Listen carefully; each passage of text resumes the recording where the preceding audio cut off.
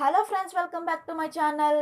అల్లు అర్జున్ తన family అప్డేట్స్ని social మీడియాలో ఎప్పటికప్పుడు పంచుకుంటూ ఉంటారు.